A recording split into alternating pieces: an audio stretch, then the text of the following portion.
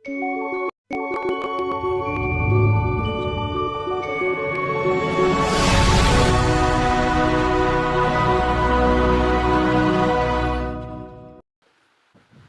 పరిశుద్ధ నామముకి స్తోత్రములు.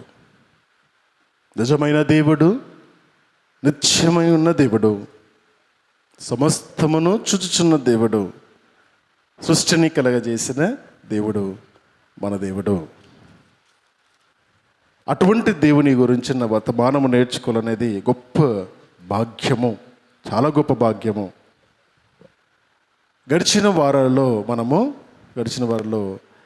ప్రభువారు యొక్క యేసు ప్రభువారి యొక్క రాకడ కొరకు సిద్ధపడుతున్న కొంతమంది దాసుల గురించిన విషయాన్ని మనము నేర్చుకున్నాం. మత్తయి సువార్తలోని 25వ అధ్యాయంలో నుండి 2వ భాగాన్ని మనము గడిచిన వారంలో నేర్చుకున్నాం.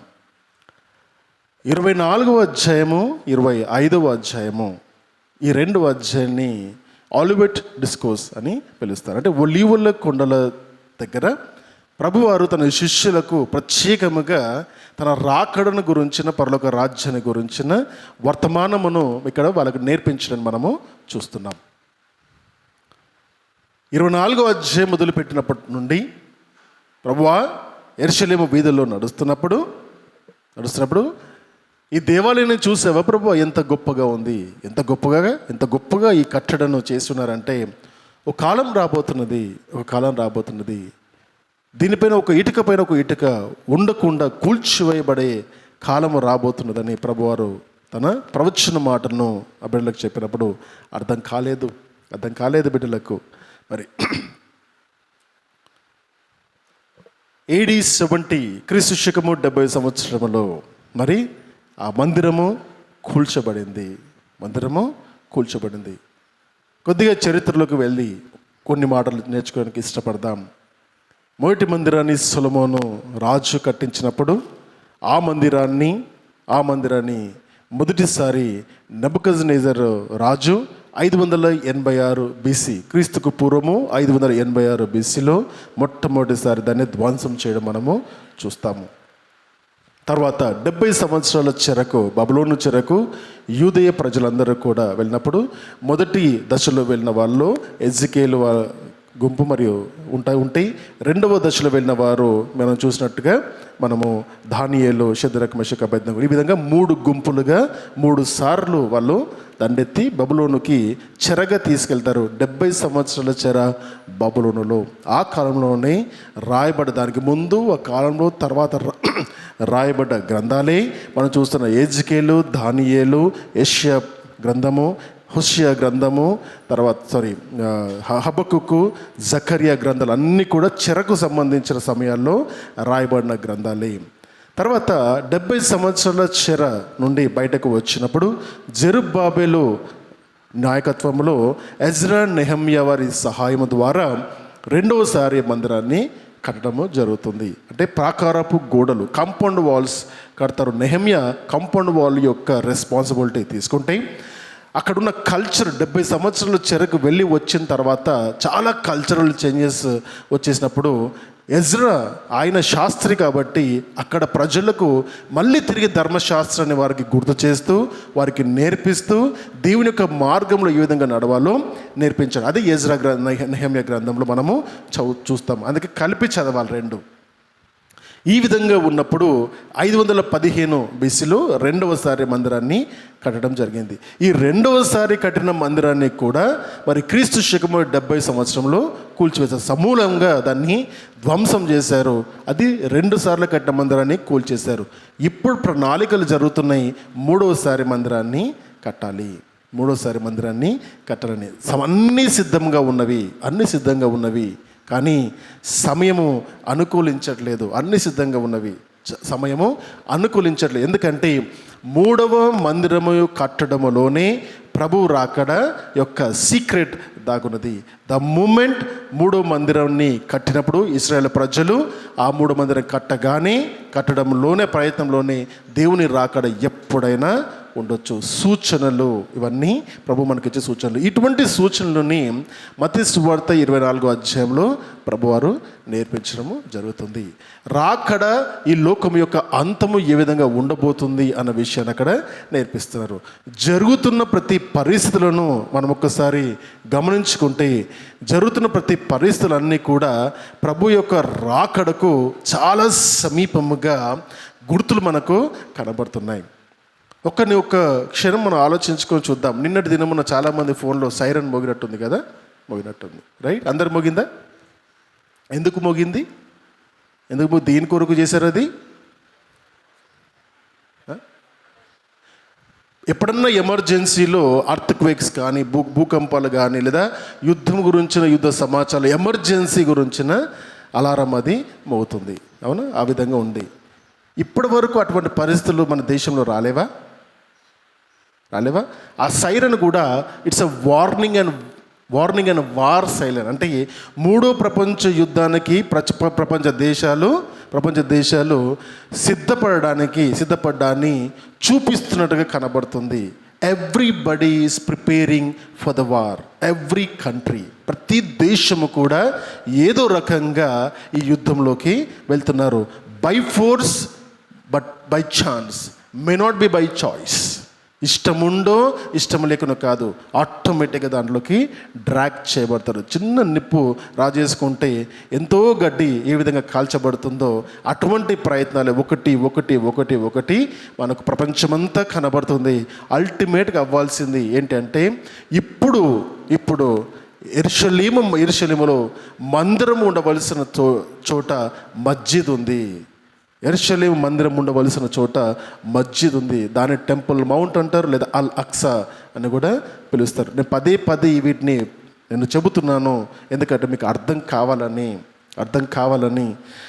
అల్ అక్సా అనే మస్జిద్ ఉంది. ఆ మస్జిద్ని కూల్చివేసి అక్కడ మళ్ళీ మందిరాన్ని కట్టాలన్నది ఇజ్రాయేల్ దేశం యొక్క ఆలోచన. ఎందుకంటే వాళ్ళ ఆలోచన ఏంటంటే, వాళ్ళ నమ్మకం ఏంటంటే, ఈ భూమికి దేవుడు పునాది రాయి ఆ యెరూషలేము మందిరం కిందనే పెట్టాడు అని అంటారు. ఈ భూమి యొక్క పునాది రాయి అక్కడే ఉంది కాబట్టి మేము అక్కడే కడతామని జిద్దు కూర్చున్నారు. దాని కొరకు యుద్ధాలన్నీ చేస్తున్నారు. ప్రపంచం పైన ఆధిపత్యం కొరకు ఇజ్రాయెల్ దేశం చేస్తున్న పనులు ఇవన్నీ కూడా మరి ఇంత ఆగ్రహంగా ఉంటున్నప్పుడు ఆ దేశం కొరకు ప్రార్థన చేయవలసిన వారంగానూ మంచి పని చేస్తున్నారని కాదు, అనేక మంది అమాయకులను చంపుతున్నారు. ఏదో ఒక పేరు పెట్టి చంపుతున్నారు. వాళ్ళ యొక్క దేశాలను వదిలిపెట్టేలాగా చేస్తున్నారు. ఎందుకంటే ఈ కఠినత్వము దేవుని రాకడలో మనుషులందరిలోకి వస్తుంది. తిమోతికి రాసిన 2వ పత్రిక 3వ అధ్యాయంలో చెప్పబడిన ప్రతి మాట నెరవేర్చబడుతుంది. మత్తయి సువార్త 24వ అధ్యాయం మొత్తము కూడా ఇటువంటి సంగతుల గురించే మనము చూస్తాము. అయితే రాకడకు గూర్చిన సూచనలు మనము నేర్చుకున్నాం, కనబడుతున్నాయి. అయితే రాకడలో, ప్రభు యొక్క రాకడలో రాకముందు లేదా ఈ లోకం అంతమయ్యే ముందు జరగవలసిన అన్ని సూచనలు చూస్తున్నాం. ఒక విషయం చెప్తాను, గుర్తుపెట్టుకోండి. ఈ 24, 25 అధ్యాయాలు అయ్యేటప్పటికీ యేసు ప్రభువారు అక్కడ యెరూషలేములో ఉన్నారు. ఇంకా 3 రోజుల్లో ఆయన సిలువేస్తారు. ఇంకా 3 రోజులు ఆయనని సిలువకేస్తారు. ఆ సమయంలో చెప్పబడుచున్న మాటలు ఇవి, ఆ సమయంలో చెప్పబడుచున్న ఉపమానాలు ఇవి. కాబట్టి మొదటి ఉపమానం 24వ అధ్యాయం అంతా కూడా లోకం అంతకు ముందు జరగబోయే సంఘటనల గురించి, సూచనల గురించి చెబుతూ 25వ అధ్యాయంకి వచ్చేసరికి మనుషులు ఏ విధంగా సిద్ధపడాలి అన్న విషయాన్ని నేర్పిస్తున్నారు. 25వ అధ్యాయం మొదటి పారబుల్ ఉపమానంలో చెప్పేటప్పుడు కన్యకల ఉపమానముతో యేసు ప్రభు వారు కన్యకల ఉపమానం చెబుతారు. 10 మంది కన్యకలు ఉన్నారు. 5 మంది బుద్ధి గలవారు, 5 మంది బుద్ధి లేనివారు. బుద్ధి కలిగిన వారని చివరిలో తెలుస్తుంది. ముందు అందరూ కలిసే ప్రభు కొరకు ఎదురు చూస్తున్నారు. పెళ్లి కుమారు యొక్క రాకడ కొరకు ఎదురు చూస్తూ దివిటీలు తమ రక్షణను తమ నిరీక్షణను వాళ్ళు చేత పట్టుకొని రాకడ కొరకు ఎదురు చూస్తున్నారు. పెళ్లి కుమారుడు ఆలస్యము అయినప్పుడు కొంతమంది తమ విశ్వాసంలో తక్కువబడి మళ్ళీ ఎదురు చూడలేక అక్కడ నుండి వెళ్ళిపోయి మళ్ళీ వస్తాములే అన్న ఉద్దేశంలో వాళ్ళు వెళ్ళినప్పుడు ఆ మధ్య కాలంలోని వాళ్ళు అనుకొనని గడియలో పెళ్లి కుమారుడు రావడం వల్ల ఆ బుద్ధిగల కన్యకలు, ఎదురు చూస్తున్న కన్యకలు, రక్షణ పొందిన కన్యకలు, తర్వాత దేవుని కొరకు నిరీక్షిస్తున్న ఆ కన్యకలు మాత్రము పెళ్లి కుమారుని యొక్క విందులో పాల్గొంటారు. మిగతా వాళ్ళు విడిచిపెట్టబడతారు. They are left behind. అంటే దేవుని రాకడ గురించిన సూచన చెబుతున్నప్పుడు ఆయన రాకడ నువ్వు అనుకొనని గడియలో వస్తుంది, నువ్వు అనుకున్న గడియలో రాదు. ఈరోజు రాలేదు కదా, 2000 సంవత్సరాలకి రాలే కదా, 100 సంవత్సరాల కింద రాలేదు కదా, 10 సంవత్సరాల కింద రాలేదు కదా, నిన్న రాలేదు కదా అంటే కాదు, ఎప్పుడైనా రావచ్చు, ఎనీ టైం. దొంగ ఏ విధంగా వస్తాడో యజమానికి తెలిసి ఉంటే సిద్ధపడి ఉంటాడు గనుక అతడు మెలకువగా ఉండని ఆ సమయంలో ఆయన వస్తానని, అకస్మాత్తుగా వస్తానని ఆయన God is telling us, God is warning us. అంటే ముందే తెలియజేస్తున్నాడు, నేను ఎప్పుడు వస్తానో తెలీదు, కాబట్టి మెలకువగా ఉండండి, సిద్ధంగా ఉండండి, సీరియస్గా ఉండండి అని ప్రభు చెబుతున్నారు. అర్థమవుతుందా? ఈ విధంగా చెబుతూ ఎదురు చూడాలి అని చెబుతున్నారు. రెండవ ఉపమానంలోకి మనము అడుగుపెట్టినప్పుడు, తలాంతుల యొక్క ఉపమానంలోకి అడుగుపెట్టినప్పుడు ఏం నేర్చుకుంటామంటే ఈ ఎదురు చూపులో ఏ విధంగా ఉండాలి అని నేర్చుకుంటాం. ఏదైతే మిస్ అయిందో మొదటి భాగంలో, ఆ రెండవ పారబుల్లో అది కంటిన్యూ అవుతుంది.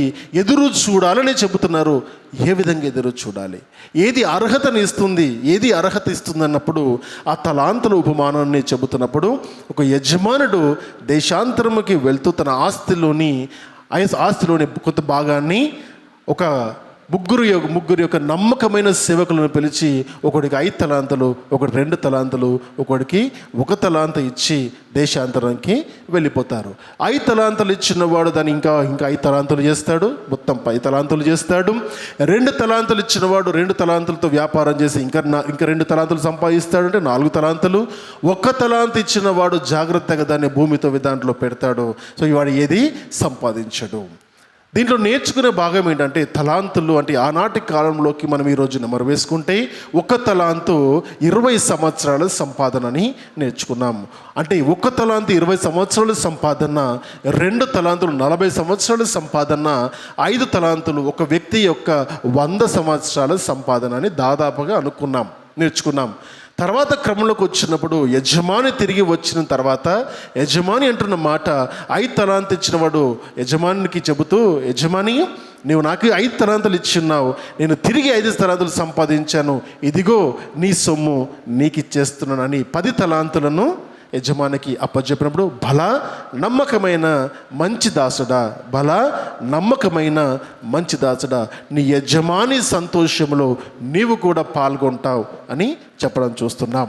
యజమాని సంతోషించాడు, తన సంతోషంలో ఆ దాసుని కూడా ప్రవేశము చేయడం జరిగింది.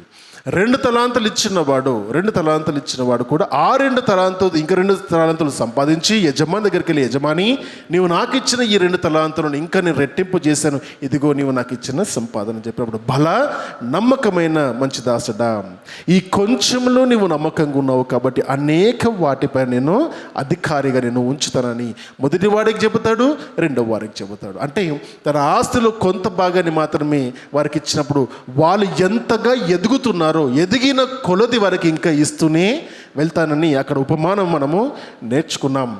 మూడో దాసుడు నమ్మకమైన దాసుడే, తనకిచ్చిన తలాంతును జాగ్రత్తగా ఏం చేయాలో తెలియక తను భూమితో దాంట్లో పాతి పెడతాడు.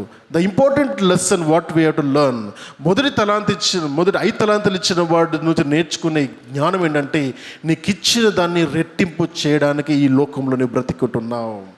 నీకు ఇచ్చిన సమయము, నీకు ఇచ్చిన సమర్థత, నీకు ఇచ్చిన వయస్సు, నీకు ఇచ్చిన ముందుకు వచ్చే ఆపర్చునిటీస్ అన్నిటినీ కూడా ఉపయోగించుకొని దేవుని యొక్క రాకడ కొరకు సిద్ధపడుతూ ఈ లోకంలో క్రీస్తు రాజ్యాన్ని నువ్వు పునర్నిర్మాణము చేయడానికి, ఆయన సహవాసంలో ఎదగడానికి నన్ను ఈ లోకంలోకి దేవుడు పంపించాడు. అది ఎదుగుదల. కేవలము లోకంలో ఎదగడం మాత్రమే కాదు, కానీ దేవుని కొరకు ఎదగడములో యజమాని వచ్చినప్పుడు, యజమానుడా నా దేవా నువ్వు నాకు ఇచ్చిన దానిని మల్టిప్లై చేసి సంపాదించి తిరిగి నీ చేతికి అప్పచెబుతున్నాను అని మనను నమ్మిన దేవునికి ఆ నమ్మకత్వముతో ఈ లోకంలో బ్రతికిన ప్రతి బిడ్డను కూడా ప్రభు చెప్పే మాట, భలా నమ్మకమైన మంచి దాసుడా, ఈ కొంచెంలో నమ్మకంగా ఉన్నావు కాబట్టి అనేక వాటిపై నేను అధికారిగా ఉంచుతానని ప్రభు చెబుతాడు. ముక్క తలాంతి ఇచ్చిన వారి గురించి నేర్చుకోవాల్సిన జ్ఞానము, దేవుడు నీకు ఇచ్చిన సమయము, దేవుడు నీకు ఇచ్చిన సమర్థత, దేవుడు నీకు ఇచ్చిన వయస్సు, దేవుడు నీకు ఇచ్చే ఎనర్జీ, ఇవన్నిటిని కూడా పాతి పెట్టి గొంతులో పెడుతున్నావా లేదా దాన్ని ఉపయోగిస్తున్నావా? చాలామంది ఆ వ్యక్తి గురించి మనము ఆలోచన చేస్తే హీ నెవర్ ట్రైడ్. కనీసము ఆ ఒక్క తలాంతును పట్టుకొని దాన్ని ఏమన్నా చేయాలని ఎప్పుడు తను కనీసం ట్రై కూడా చేయలేదు. He never attempted. తర్వాత ఒక్క తలాంతు ఉంది, నేను నా వల్ల అవ్వట్లేదు, ఎదుటి వారి దగ్గరికి వెళ్ళైనా సరే నేర్చుకుంటానని కనీసం ప్రయత్నము చేయలేదు. చాలామంది ఇదే ఆలోచన ధోరణిలో ఉంటారు. నేను ఎదగనేమో, నా వల్ల కాదేమో అని వారు దేవుడిచ్చిన సమస్తమైన తలాంతులను, ఆస్తులను వాళ్ళు ఖర్చు అంటే దాన్ని ఉపయోగించకుండా దాన్ని వ్యర్థపరచడము అంటే ఏంటో ఒక మాటను నేర్చుకోమంటారా? వ్యర్థపరచడం అంటే నీవు ఈరోజు ఈ సమయాన్ని 3 గంటలు 2 గంటలు ఆరాధనలో కూర్చున్నప్పుడు నీవు నేర్చుకుని కనుక ఇంటికి వెళ్తే ఈ సమయం నీకు ఉపయోగపడింది. నువ్వు నేర్చుకోకుండా ఇంటికి వెళ్తే ఈ సమయం వృధా అయింది. ఒక్క తలాంతు వాడు వృధా చేసుకుంటాడు. ఎందుకు వచ్చాడో తెలీదు, ఎందుకు కూర్చున్నాడో తెలీదు, ఎందుకు ఇంకా ఇక్కడ ఉన్నాడో తెలీదు. ఇంటికి వెళ్ళిపోతాడు. ఏం విన్నారంటే ఏమో విన్నాను అంటాడు. 3 గంటలు టైం పాస్. ఎవ్వరికి ఉపయోగం లేదు. ఒక్క తలాంతు వాడితో సమానము. 5 తలాంతులు 2 తలాంతుల వాడి సమయము. ఈ సమయము దేవుడు నాకు ఇచ్చాడు. ఆయన మహిమపరచడం నాకు దొరికిన అవకాశము. కాబట్టి ఈ సమయము నేను ఖచ్చితంగా ఏదో ఒకటి సంపాదించు. ఎందుకంటే ఈ సమయంలో నేను బ్రతికినందుకు నాకు ఎనర్జీ ఉంది, నాకు వయసు ఉంది. కాబట్టి దేవుడు నాకు ఇచ్చే ఈ అనుభవమును నా హృదయంలో భద్రపరుచుకొని నేను ఇంటికి వెళ్ళినప్పుడు నేర్చుకున్న సమస్తమును కూడా బయట దాన్ని అప్లై చేస్తాను. ప్రాక్టికల్ లైఫ్లో దాన్ని అప్లై చేయాలని ఆశతో నేర్చుకున్నవాడు 5 తలాంతులు 2 తలాంతుల వాడితో సమానము. గమనించండి, ప్రతి ఒక్కరికి ఒకే రకమైన సమయం ఉంటుంది. దాన్ని ఎవరెవరు ఏ విధంగా ఉపయోగించుకుంటారో దాన్ని బట్టే వారి జీవితం ఉండబోతుంది. ఈ 2 ఉపమానాలు చెప్పిన తర్వాత, ఒకటి దేవుని కొరకు ఎదురు చూడటము, 2వ దేవుని కొరకు ఎదగడం గురించిన 2 ఉపమానాలు చెప్పి 3వ భాగానికి ప్రభువారు 25వ అధ్యాయంలో 3వ భాగానికి వస్తప్పుడు ఆయన పారబుల్ చెప్పట్లేదు. అక్కడ he's not talking about the parable, ఉపమానము చెప్పట్లేదు. He directly jumped into the judgement. చూద్దాము కొన్ని వాక్య భాగాలను.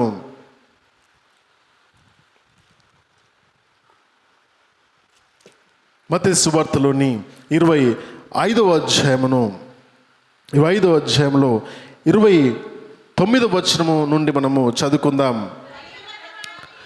కలిగిన ప్రతి వానికిని ఇయ్యబడును, అతనికి సమృద్ధి కలుగును.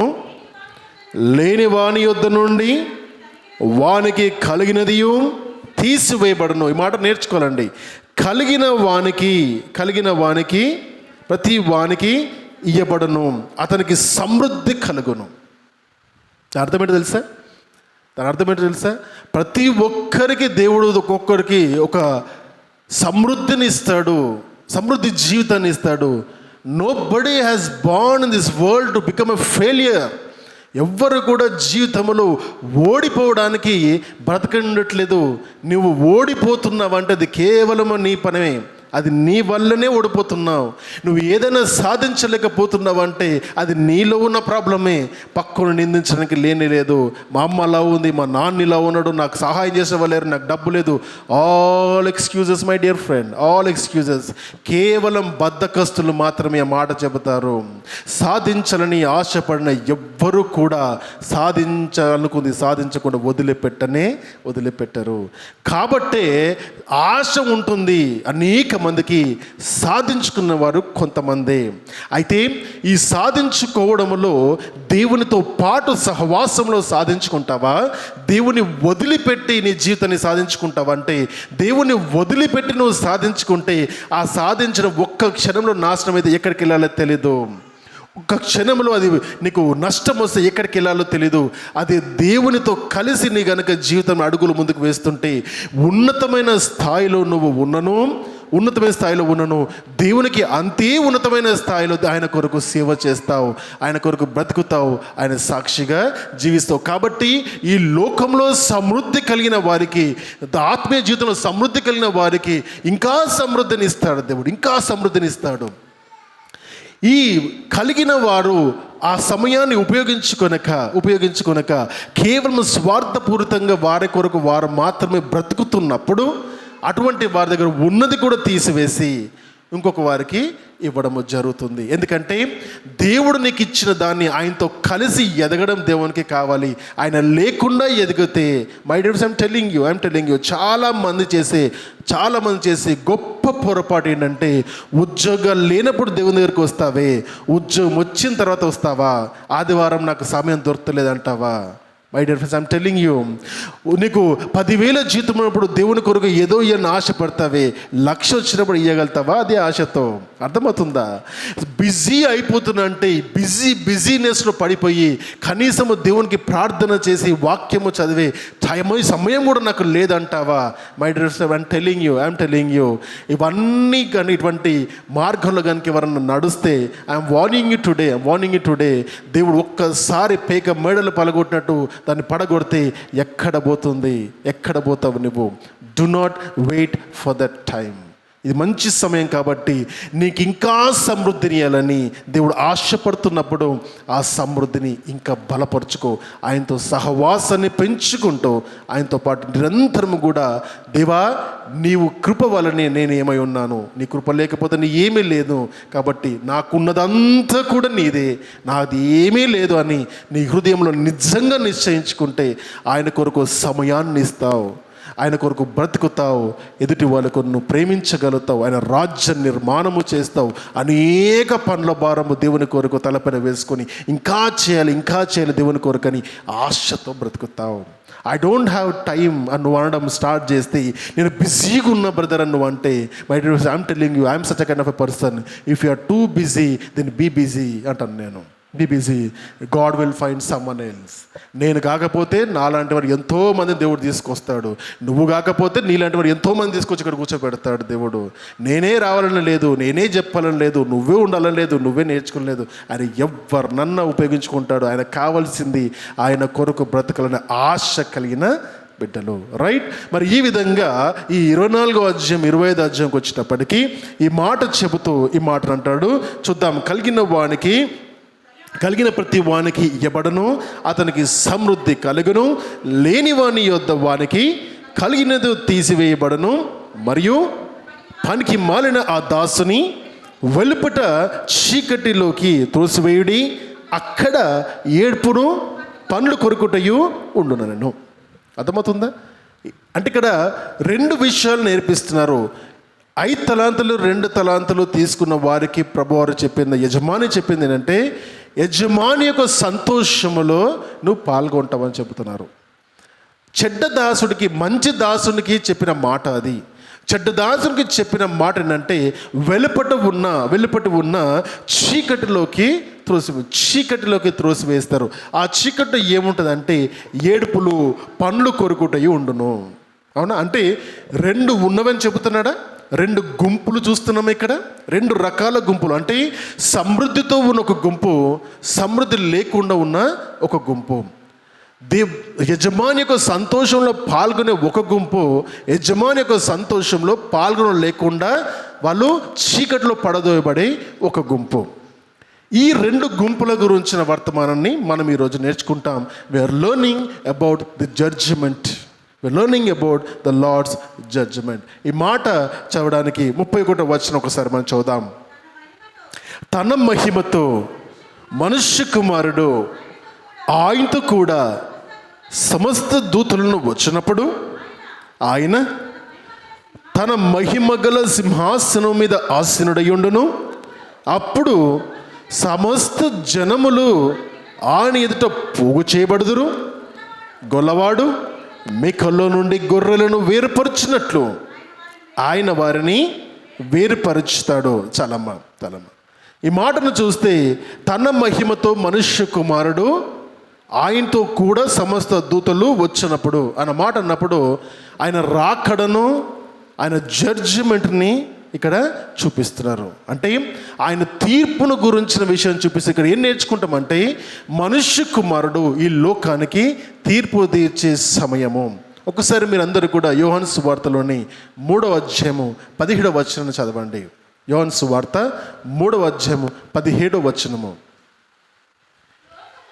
లోకము తన కుమారుని ద్వారా రక్షణ పొందుటకే గాని లోకమునకు తీర్పు తీర్చుటకు దేవుడు ఆయనను లోకంలోకి పంపలేదు.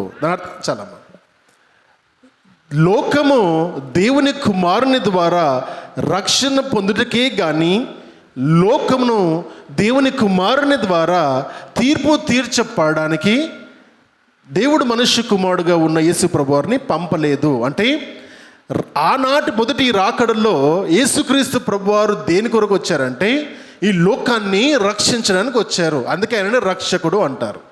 అవునా? ఈ లోకాన్ని రక్షించడానికి వచ్చిన రక్షకుడుగా యేసు ప్రభువారిని చూస్తున్నాము. అదే మాటలో ఇంకొక మాట కలిపి చెప్తారు, ఈ లోకానికి మనుష్య కుమారుని ద్వారా తీర్పు తీర్చడానికి ఆయన పంపలేదు అంటారు. దాని అర్థం ఏంటి? మనుష్య కుమారుడు లోకానికి రక్షణ ఇస్తాడు, అదే మనుష్య కుమారుడు ఈ లోకానికి తీర్పు తీరుస్తాడు. నా అర్థం అదే కదా. మనుష్య కుమారుని ద్వారా రక్షణ పొందడానికి ఈ లోకంలో 33.5 సంవత్సరాలు జీవించారు. దాంట్లో 3.5 సంవత్సరాలు సువార్త. ఆ సువార్తను అంగీకరించి ఈనాటి వరకు అంగీకరిస్తున్న వారందరూ కూడా ఆ రక్షణ సువార్తలో పాలిభాగస్తులుగా ఉంటారు.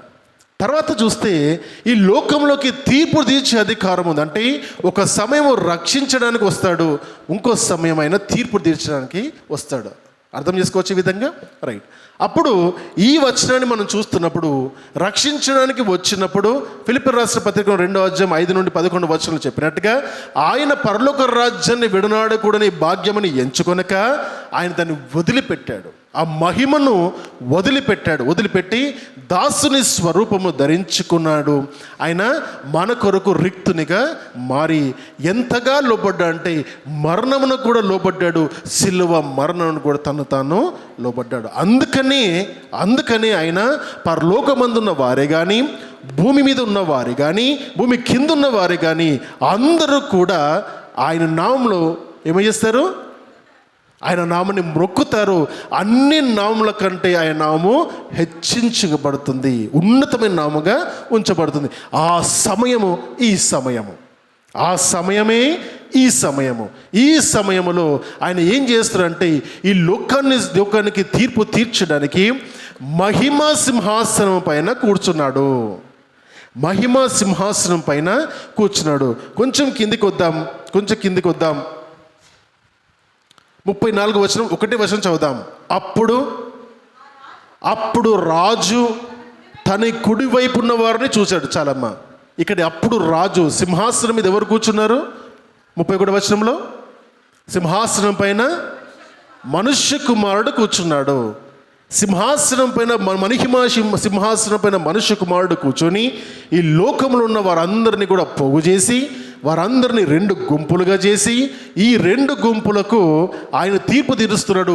తీర్పు తీర్చే దానికి సమర్థత ఎవరికి ఉంటుందంటే రాజుకు మాత్రమే ఉంటుంది. That is the reason Jesus is considered as the king.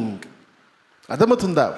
రాజుకు మాత్రమే తీర్పు తీర్చే అధికారం ఉంటుంది. కాబట్టి ఆ మహిమా సింహాసనం పైన కూర్చొని సర్వలోకమున సర్వ సృష్టిలో ప్రజలందరూ ఆయన దగ్గరికి వచ్చినప్పుడు 2 గుంపులుగా చేసి ఆయన తీర్పు తీరుస్తున్నాడు. అయితే ఇది అంతిమ తీర్పు అంటే కాదు. ధవల వర్ణ సింహాసనం యొక్క తీర్పు అంటే కాదు. చూద్దాము ఒకసారి ఆ విషయాన్ని కూడా ఒకసారి చూద్దాము. ప్రకటన గ్రంథంలోని 20వ అధ్యాయము. ప్రకటన గ్రంథంలోని 20వ అధ్యాయం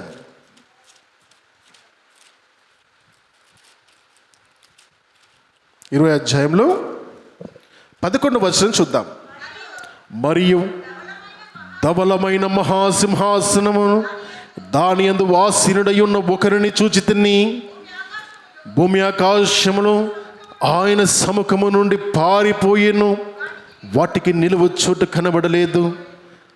మరియు గొప్పవారేమి కొద్దివారేమి మృతువులైన వారందరూ ఆ మహిమగల సింహాసనం ఎదుట నిలవబడి ఉండుట చూచితిని. అప్పుడు గ్రంథములు విప్పబడెను, మరియు జీవ గ్రంథమును వేరొక గ్రంథము విప్పబడెను. ఆ గ్రంథములు యందు వ్రాయబడిన వాటిని బట్టి తమ క్రియల చొప్పున మృతులు తీర్పు పొందిరి. చాలమ్మా, 15వ వచనం చదువుదాం ఒకసారి. ఎవని పేరైనను జీవ గ్రంథమందు వ్రాయబడినట్లు కనబడిన ఎడల వాడు అగ్నిగుండములో పడవేయబడెను. జీవ గ్రంథములో ఎవరి పేరు కనబడదో వాడు అగ్నిగుండములో పడవేయబడను. ఇప్పుడు ఇక్కడ మీరు రెండు జరుగుతున్నాయి. తీర్పు జరుగుతుంది, లోకమంతటికి తీర్పు జరుగుతుంది. రెండు గుంపులుగా ఈ లోకాన్ని విభాగించారు. ఒక గుంపు ఒకవైపు వెళ్తుంది, ఇంకో వైపు వెళ్తుంది.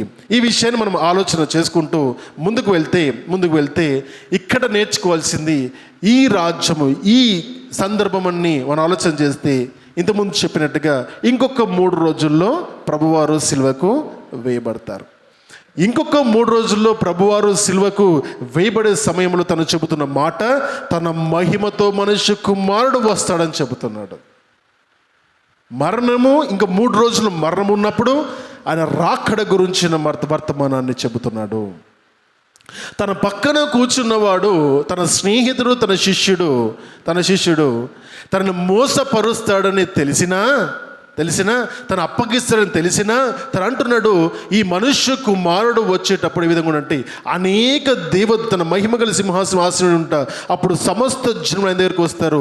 ఆ సమస్త దూతలు కూడా ఆయనతో పాటు వస్తారు. ఒక్కడే ఉంటాడు, ఒంటరిగా ఉంటాడు. ఇంకా 3 రోజుల్లో ఆయన ఒంటరి అయిపోతాడు. కానీ ఇక్కడ చెబుతున్న వర్తమానం ఏంటంటే ఆయన ఒంటరి కాను, మహిమ గల సింహాసనం పైన నేను కూర్చోబోతున్నానని ప్రవచన వాక్యాన్ని తన రాకడ గురించి మాట్లాడుతున్నారు. మనుష్యుడు ఇటువంటి మాటలు మాట్లాడగలుగుతాడా? ఈ లోకంలో బ్రతికిన రాజులు, సామంతులు, దేవులు, దేవతలు అనబడిన వారు ఇటువంటి ప్రవచన వాక్యాలను మాట్లాడగలిగారా? మాట్లాడినవి నెరవేర్చగలిగినాయా? గమనించండి, ఏం జరుగుతుంది ప్రపంచంలో, ఏం జరుగుతుంది. The Bible is an authoritative book. The Bible is an authoritative book of about the creation and about the new creation. అర్థమవుతుందా? బైబిల్ మాత్రమే మనకు చాలా ఖండితముగా సృష్టిని గురించి, కొత్త సృష్టి గురించి మాట్లాడుతుంది. చాలా మంది మాత్రము సృష్టిలో ఉన్న వాటి గురించి మాత్రం మాట్లాడతారు. సృష్టి ప్రారంభించబడను ముందు నుండి ఉన్నవాడు, సృష్టిని ప్రారంభించిన వాడు, సృష్టిని నాశనమైన తర్వాత మరో సృష్టిని కూడా ఏ విధంగా సృష్టిస్తానో చెప్పగలిగినవాడు. అవన్నీ ఇక్కడ గ్రంథస్థం చేయబడ్డాయి. చెవులు గలవాడు వినుగాక, చదవగలిగినవాడు చదువునుగాక. అర్థమవుతుందా? నేర్చుకుందాం.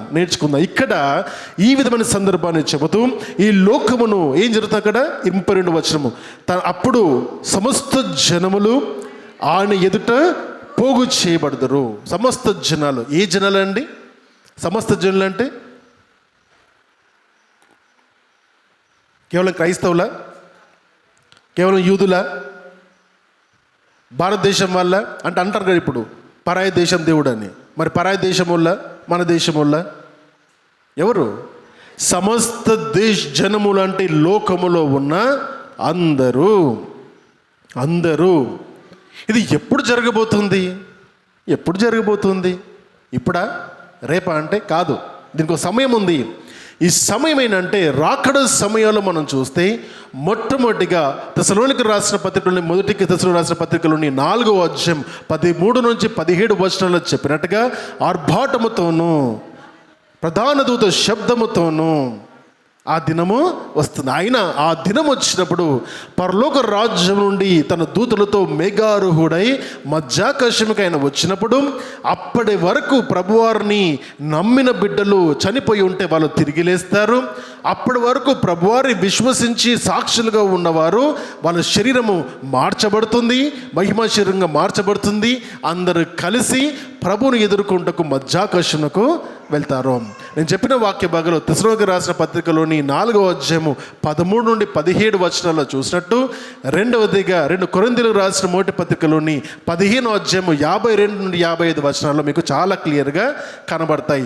మార్పు చెందుతామన్న విషయాన్ని మనము నేర్చుకోవాలి. అంటే మొదటిగా దేవుని యొక్క రెండో రాకడలో మొదటి భాగంలో జరిగేది సంఘము ఎత్తబడుతుంది. దాన్ని సంఘం ఎత్తబడమంటారు.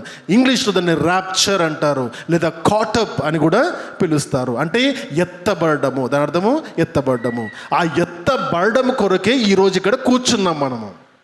ఆ ఎత్తబడే సంఘములో మనమందరం ఉండడానికి ఇక్కడ రండి అని చెబుతున్నాం మనము. ఆ ఎత్తబడే సంఘములో మీరు అందరూ ఉండాలని, ఎవ్వరు విడవబడకూడదని ఈ సత్య సువార్తను, ఈ రాజ్య సువార్తను ప్రపంచమంతా చాటించడం జరుగుతుంది. అక్కడ ఉండాలని ప్రేమతో. దాంట్లో ఉంటే కమిషన్ ఇయ్యడు దేవుడు ఎవ్వరికి. వీళ్ళిద్దరు చేర్చు నీకు 1,00,000 రూపాయలు ఇస్తాను అన్నాడు దేవుడు. అర్థమైందా? కమిషన్ బేసిస్ వర్క్ కాదు ఇది.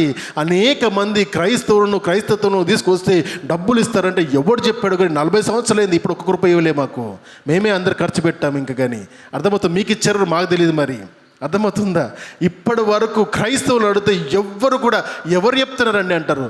అంతే, అది నిజము కంటే అబద్ధము చాలా ఫాస్ట్గా వెళ్ళిపోతుంది. పాపం దానికోసం ఎంతమంది వచ్చారో తెలియదు. మోసపరచబడుతున్నారు. దొరకట్లేవు డబ్బులని, దొరకవి. ఇచ్చేటోడు ఎవరు లేడు, ఇచ్చేయడం మనం ఇవ్వడం ఉంటుంది, మనకి ఇచ్చేటోళ్ళు ఎవరు లేరని తెలుసుకోవాలి క్రైస్తత్వంలో. ఇది మొదటిది. దేవుని రాకడ ద లార్డ్స్ డే అనేది అకస్మాత్తుగా ఉంటుంది, అనుకొని ఘడియలో ఉంటుంది. సంఘము ఎత్తబడుతుంది. సంఘం ఎత్తబడడం అనేది మొదటి భాగము. ఎందుకంటే తన కొరకు నిరీక్షిస్తున్న బిడ్డలు ఎవ్వరు కూడా ఆ శ్రమల పాలు కాకూడదని దేవుని యొక్క ప్రణాళిక.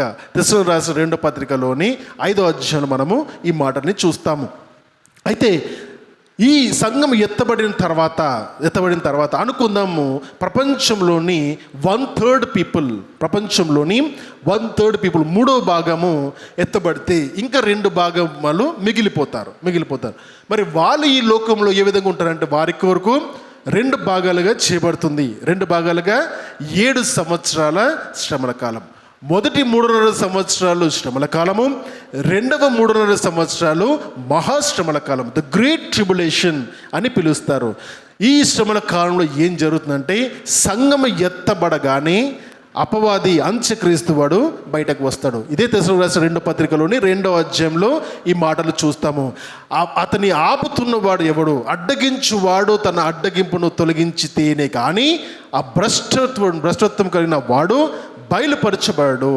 అంత్యక్రీస్తు బయలుపరచబడకపోవడానికి ఇప్పటికి కూడా లోకంలో వాడు కనపడకపోవడానికి కారణము పరిశుద్ధాత్మ దేవుడు అతన్ని ఆపుతున్నాడు. ఒక్కసారి ఈ ఆపడము జరిగిపోతే, పరిశుద్ధాత్మ దేవుడు పక్కకు జరిగిపోయి సంఘాన్ని పరలోక రాజ్యానికి తీసుకెళ్ళినప్పుడు, క్రీస్తుకు మధ్యాకాశంలో అప్పజెప్పినప్పుడు వాడు అంత్యక్రీస్తు బయటకు వస్తాడు. అంత్యక్రీస్తు బయటకు వచ్చినప్పుడు 7 సంవత్సరాలు ఇజ్రాయెల్ దేశంతో ట్రీటీ రాసుకుంటాడు. 7 సంవత్సరాలు ఒప్పందం రాసుకుంటాడు. అప్పటికే 3వ మందిరం కట్టబడి ఉంటుంది. ఇప్పుడున్న అల్ అక్సా అనే మస్జిద్ ఆనాటి కాలంలో ఉండదు. అది కూల్చివేయబడి అక్కడ 3వ మందిరాన్ని కడతారు. అక్కడ కూర్చుంటాడు. అప్పటి గమనించండి, అంత జరుగుతున్న ప్రపంచంలో ఉన్న ఇస్లాం దేశంలో ఎవ్వరు కూడా సైలెంట్గా ఉంటారు, ఒక్క మాట మాట్లాడరు. ఎందుకంటే Israel will become the greater Israel. Israel will become the greater Israel. విస్తీర్ణత పెరుగుతుంది, ప్రపంచం పైన ఆధిపత్యం పెరుగుతుంది, ప్రపంచాన్ని తన స్వాధీనంలో ఉంచుకుంటాడు.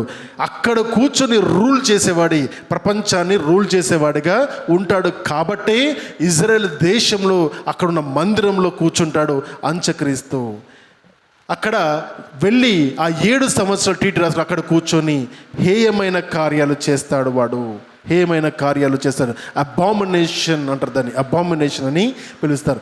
అటువంటి కార్యాలు ఆ 7 సంవత్సరాలు చేస్తున్నప్పుడు మొదటి 3.5 సంవత్సరాలు కేవలం కొన్ని శ్రమలు ఉంటాయి. అప్పటికి కూడా అంటే క్రైస్తవులుగా ఉండి క్రీస్తుని అంగీకరించి ఉద్యోగాలు వస్తాయి, వ్యాపారాలు వస్తాయి, పెళ్ళిళ్ళు అవుతాయి, పిల్లలు అవుతారు అని చెప్పుకొని విన్ని నమ్మి సంఘాలకు వెళ్తున్న వాళ్ళందరూ కూడా ఒక్కరు కూడా సంఘంలో ఎత్తబడరు. వాళ్ళందరూ విడవబడతారు. వాళ్ళందరూ విడవబడతారు. అప్పుడు బుద్ధి జ్ఞానం వస్తుంది. వాళ్ళతో పాటు వాళ్ళ పాస్టర్ కూడా విడవబడినప్పుడు, అరే నువ్వు చెప్పినావు అంటే నాకు కూడా చెప్పాడు అట్లా, అందుకే నేను కూడా విన్నా, నేను నీకు చెప్పాను అంటాడు. అప్పుడు వాళ్ళు వీళ్ళు కలిసి అప్పుడు నిజ దేవుని ప్రార్థించడము, మనస్ఫూర్తిగా ప్రార్థించడము, ఏడవడం స్టార్ట్ అవుతుంది. వారికి శ్రమలు ఉంటాయి.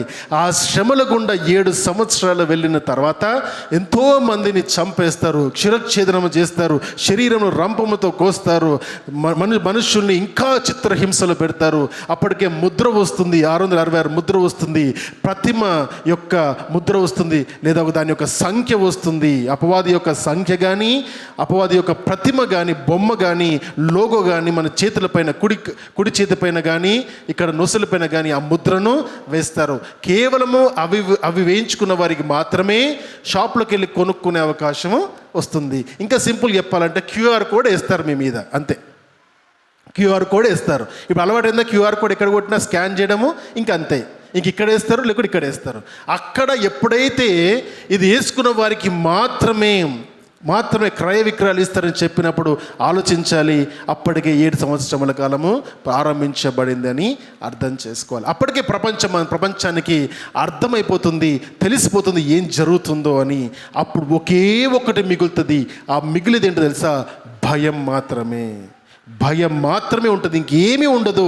ప్రేమ ఉండదు, వాత్సల్యం ఉండదు, క్షమాపణ ఉండదు, ఏది ఉండదు. కేవలం భయం మాత్రమే ఉంటుంది. ఆ భయం యొక్క గుప్పిల్లోకి మనుషులు వెళ్తారు. ఇంత భయంకరమైన శ్రమల కాలము అంతకుముందు భూమి పుట్టిన మొదలుకొని ఎప్పుడు ఇటువంటి శ్రమల కాలము లేదు. అటువంటి శ్రమల కాలం మళ్ళీ తర్వాత రాదు అని గ్రంథమే చెబుతుంది. దానియేలు గ్రంథము 9వ అధ్యాయము 27వ వచనములో, మత్తయి సువార్త 24వ అధ్యాయం మొత్తం కూడా ఈ మాటను చెబుతుంది. ఇదంతా దేనికి చెబుతుందంటే, ఈ 7 సంవత్సరాల శ్రమల కాలం అయిపోయిన తర్వాత, అప్పుడు 7 సంవత్సరముల కాలకు ముందు ఎత్తబడిన ఆ సంఘము, ఆయనతో పాటు అనేక మంది దూతలు, 2వ రాకడలో యేసుక్రీస్తు ప్రభువారు భూలోకానికి వస్తారు. ఆ తీర్పును గురించిన మాట ఇక్కడ మనం మాట్లాడుతున్నాం. అప్పుడు ఒక తీర్పు జరుగుతుంది.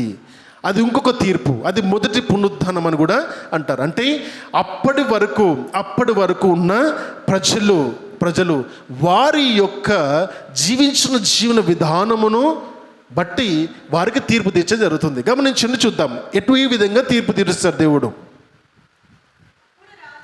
అప్పుడు రాజు తన కుడి వైపున్న వారిని చూచి, నా తండ్రి చేత ఆశీర్వదింపబడిన వారలారా రండి, లోకము పుట్టినది మొదలుకొని మీ కొరకు సిద్ధపరచబడిన రాజ్యమును స్వతంత్రించుకునేది. చాలమ్మా, ఏమంటారు అక్కడ? కుడివైపు ఉన్నవారు, కుడివైపు ఎవరున్నారంటే గొర్రెలు ఉన్నారు, ఎడమవైపు ఉన్నారంటే మేకలు ఉన్నారు.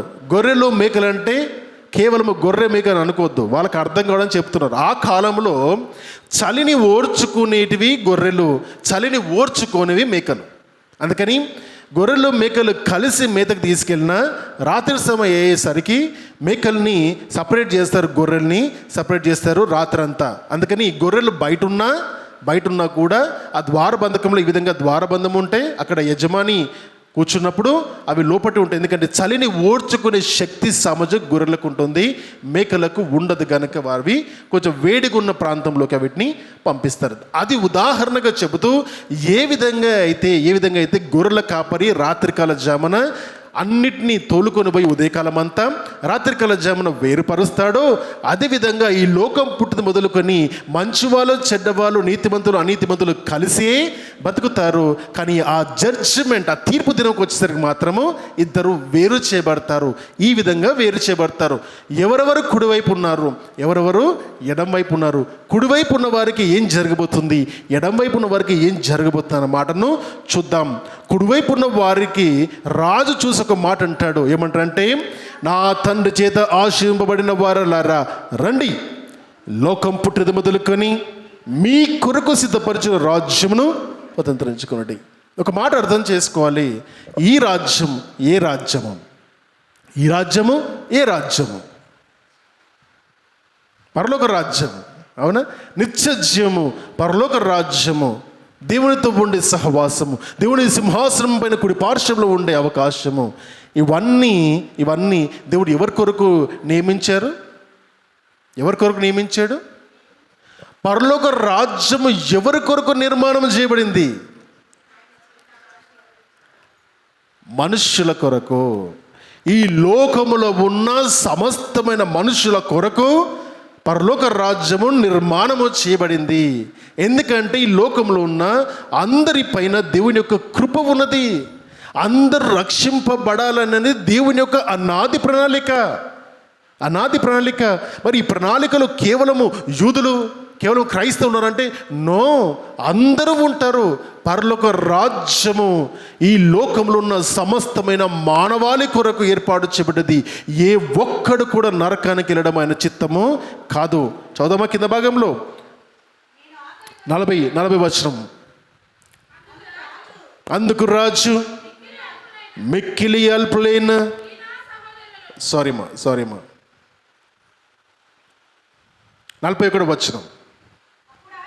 అప్పుడు ఆయన ఎడమ వైపు ఉన్న వారిని చూచి, శపింపబడిన వారలారా, నన్ను విడిచి అపవాదికిని వాని దూతలకును సిద్ధపరచబడిన నిత్యాగ్నిలోనికి పౌడి. చాలమ్మా, ఏమంటాడు ఇక్కడ? మొదటి వారిని, కుడివైపున వారిని ఏమన్నాడు? నా తండ్రి చేత ఆశీర్వబడిన జనమా, ఈ లోకము పుట్టేది మొదలుకొని మీ కొరకు సిద్ధపరిచిన ఆ రాజ్యమును ఇప్పుడు మీరు స్వతంత్రించుకోండి అన్నాడు. అంటే లోకము ఎప్పుడు పుట్టిందో రాజ్యం అప్పుడే పుట్టింది, అంతేనా? అంటే ఈ లోకములో ఉన్న వారందరూ కూడా ప్రభు యొక్క రాజ్యంలో ఉండాలన్నది దేవుని యొక్క అనాది ప్రణాళిక. అందరూ ఉండాలి, ఆయనకు అందరూ కావాలి. మనం అనుకుంటాం క్రైస్తవులు కానివారు, వీడు రెడ్డీసు, వీడు గౌసు, ఎస్సీలు, ఇది అని మాట్లాడతారు. మనకున్న తారతమ్యాలు ఆయనకి ఏమీ లేవు. అందరూ ఒకటే ఆయనకు, ఎందుకంటే ఆయన సృష్టికర్త కాబట్టి. అందరూ ఒకటే.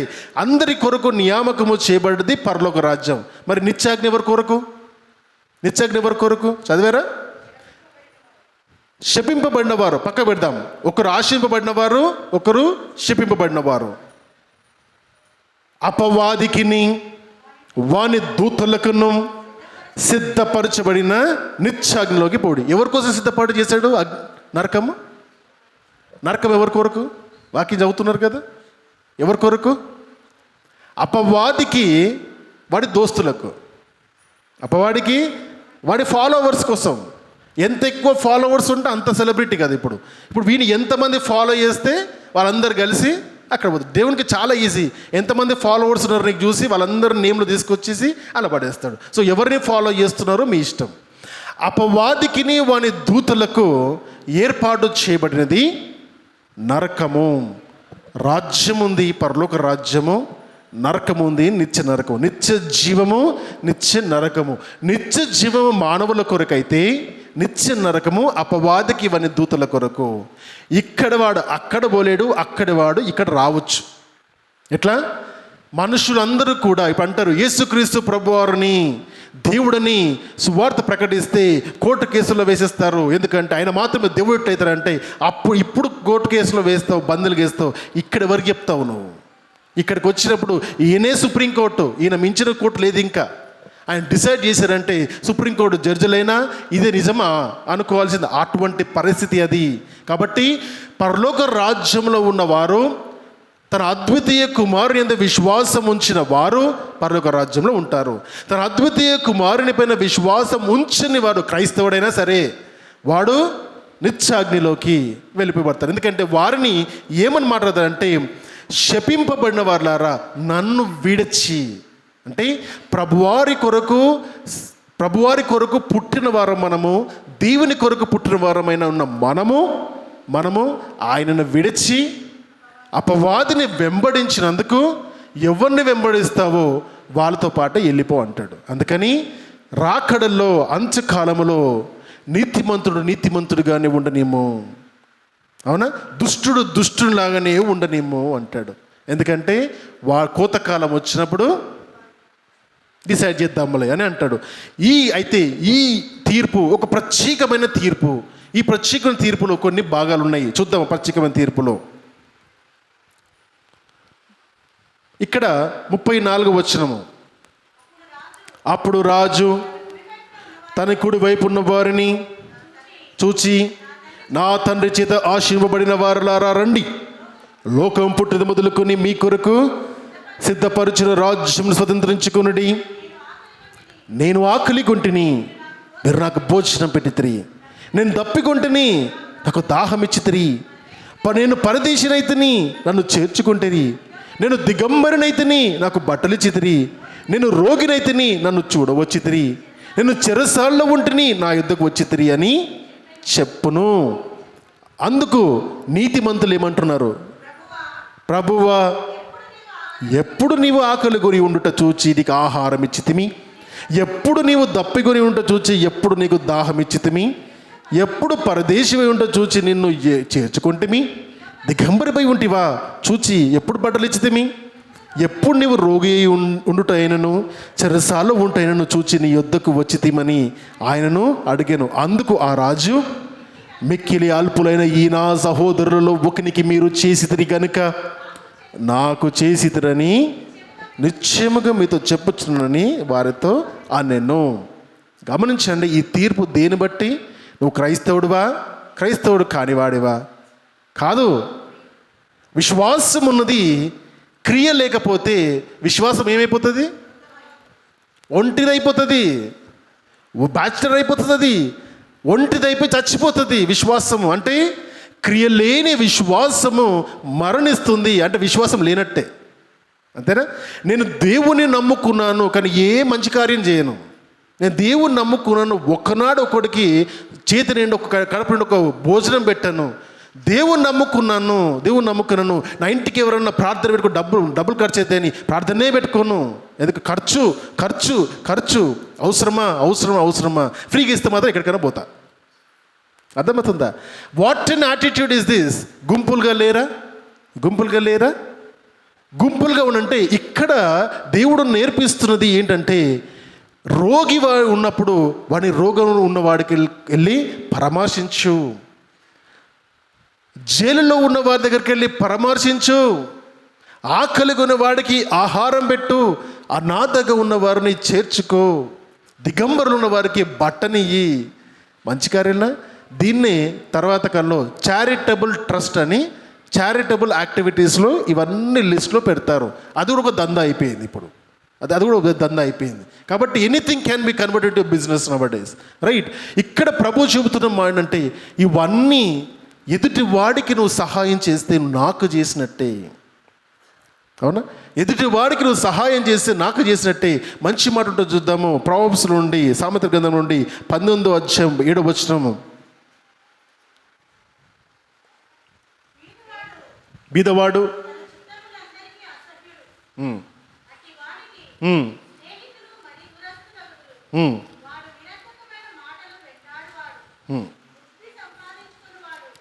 బీదలను కటాక్షించువాడు యెహోవాకు అప్పించువాడు. అంతేనా? ఆ మాట ఉందా? అర్థమైందా? అంటే బీదలను, వారిపైన కటాక్షము ఆపేక్షను చూపించువాడు ఎవరికి అప్పిస్తారంట? మీరు దేవునికి అప్పిస్తారా? అప్పేయగలుగుతారా? రుణము తీర్చుకోలేని అప్పది, ఎన్నడకు తీర్చలేని అప్పది. అంటే నిన్ను వలె నీ పొరుగువాన్ని ప్రేమించుమన్న మాటలో నీ దగ్గర ఉండి ఎదుటి వారి దగ్గర లేకపోతే తోటి సహాయం చేయడానికి నీ హృదయాన్ని విప్పు. చేతులు ఆటోమేటిక్గా విప్పబడతాయి. నీ హృదయం విప్పితే నీ చేతులు విప్పబడతాయి. మాటలు కాదు. క్రైస్తవులు పెద్ద వేషధారులు, పైకి భక్తి గల వారిలాగా ఉంటారు, చాలా ప్రేమను వెలబోస్తారు. నో అటువంటి వారు ఎక్కువయ్యారు కనుక ఈరోజు ఇన్ని దూషణలు వస్తున్నాయి. లేకపోతే క్రైస్తవులు అంటే ప్రేమ. ప్రపంచం అంతటి కూడా ప్రేమ అంటే క్రైస్తత్వం అంటేనే దయ, జాలి. అది కాస్త పిచ్చి వేషాలు వేయడం వల్ల, సాక్ష్య జీవితము జీవించుకోకపోవడం వల్ల ఈ సాక్ష్యాన్ని క్రైస్తత్వం మొత్తానికి పోగొట్టుకుంది. మళ్ళీ పునర్నిర్మాణం రావాలి అంటే చాలా కష్టము. చూద్దాము. అగ్నిగుండకంలో వేస్తున్న వారిని శపింపబడిన వారు మీరని ప్రభువారు ఎందుకంటున్నారో చూద్దాము. 37వ వచనము. 41వ వచనం. అప్పుడైనా ఎడమ వైపుండు వారిని చూచి శపింపబడిన వారులారా, నన్ను విడిచి అపవాదికిని వాని దూతలకును సిద్ధపరిచిన నిత్యాగ్నిలో పౌడి. నేను ఆకలి గొంటిని మీరు నాకు భోజనం పెట్టలేదు, దప్పి గొంటిని మీరు నాకు దాహం ఇయ్యలేదు, పరదేశినైతిని మీరు నన్ను చేర్చుకోలేదు, దిగంబరనయ్యుంటిని మీరు నాకు బట్టలు ఇయ్యలేదు, రోగినయ్యుంటిని చెరసాల్లో ఉంటిని మీరు నన్ను చూడరాలేదని చెప్పును. అందుకు వారును, ప్రభువా మేమెప్పుడు నీవు ఆకలి కొని ఉంటైనను, దప్పికొని ఉంటైనను, పరదేశీ ఉంటైనను, దిగంబరి ఉంటైనను, రోగి ఉంటైనను, చెరసాల్లో ఉంటైనను చూచి నీకు ఉపచారము చేయకపోతే నువ్వని తెలుసుంటే చేస్తుండే, పక్కింటుడు కాబట్టి చేయలేదు. అందుకు ఆయన, మిక్కిలి అల్పులైన వీరిలో ఒకనికైనను మీరు ఇలాగూ చెయ్యలేదు గనుక నాకును చేయలేదని మీతో నిశ్చయముగా చెప్పుచున్నాడు. మీరు నిత్య శిక్షకును నీతిమంతులు నిత్య జీవముకును పోదురు. జడ్జిమెంట్ అయిపోయింది.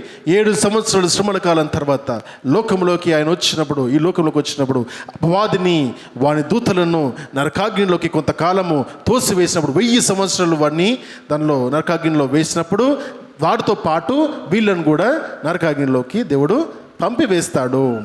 ఇక్కడ తీర్పు జరుగుతుంది. విశ్వాసమును బట్టి కాదు, క్రియను బట్టి.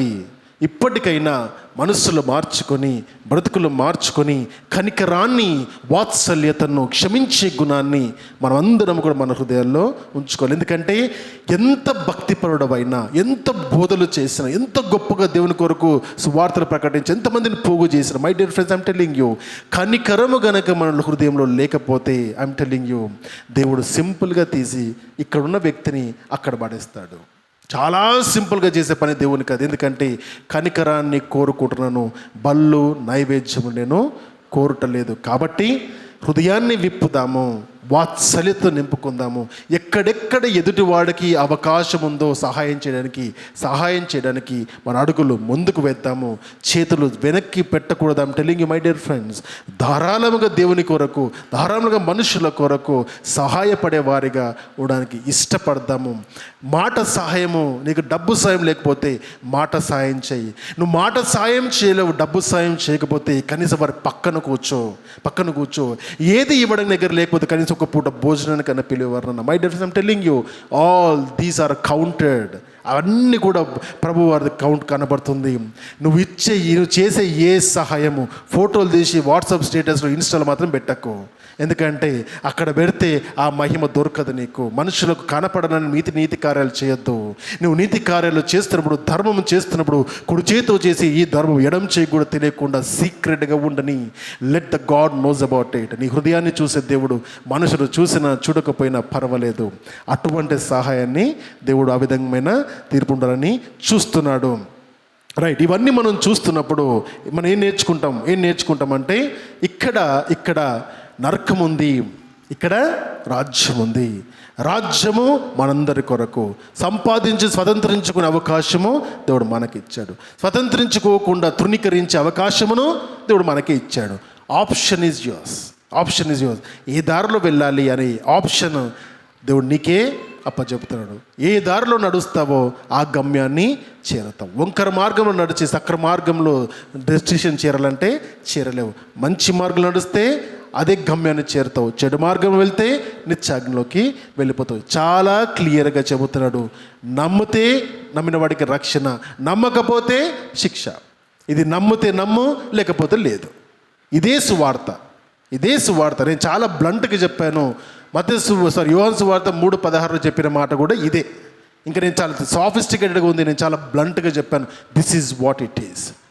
రాజ్యం ఉంది, నరకం ఉంది, రాకడ ఉంది, తీర్పు ఉంది, అన్నీ ఉన్నవి.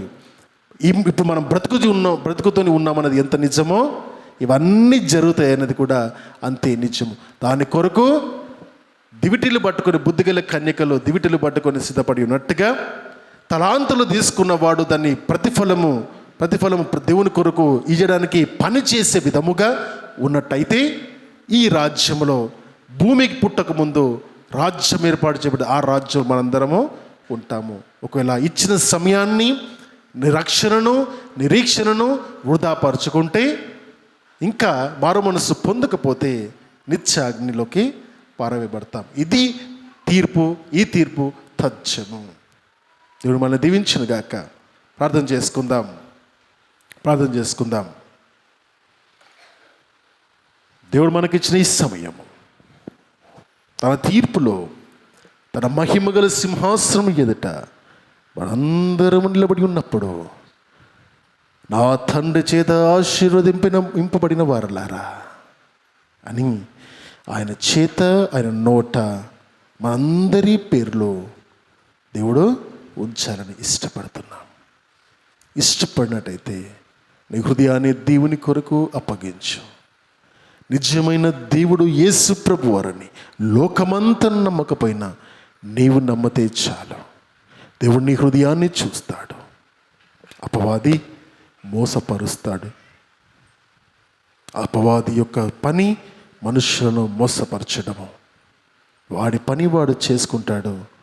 మోసపడకుండా జాగ్రత్త పడడము మన పని.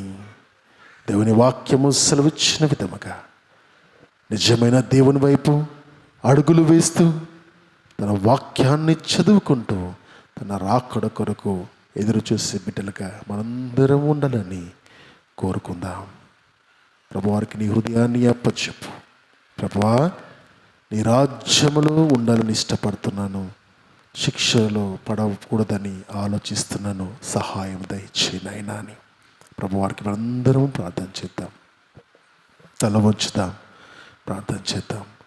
పరిశుద్ధుడైన మా దేవా, మీకు స్తోత్రములు. సమస్తమెరిగిన వాడవు, సమస్తమునకు కారణభూతుడైన ప్రభువా, మీకు స్తోత్రములు.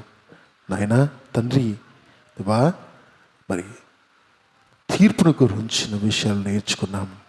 ఆ తీర్పులో మీ పరలోక రాజ్యంలో తండ్రి చేత ఆశీర్వబడిన వారిలాగా ఉండాలని మేమందరము కూడా ఈ వాక్యం విన్నవారు అనేక మంది లోకంలో కూడా ఆ రాజ్యంలో చేర్చబడాలని ఆశపడుతున్నామనైనా.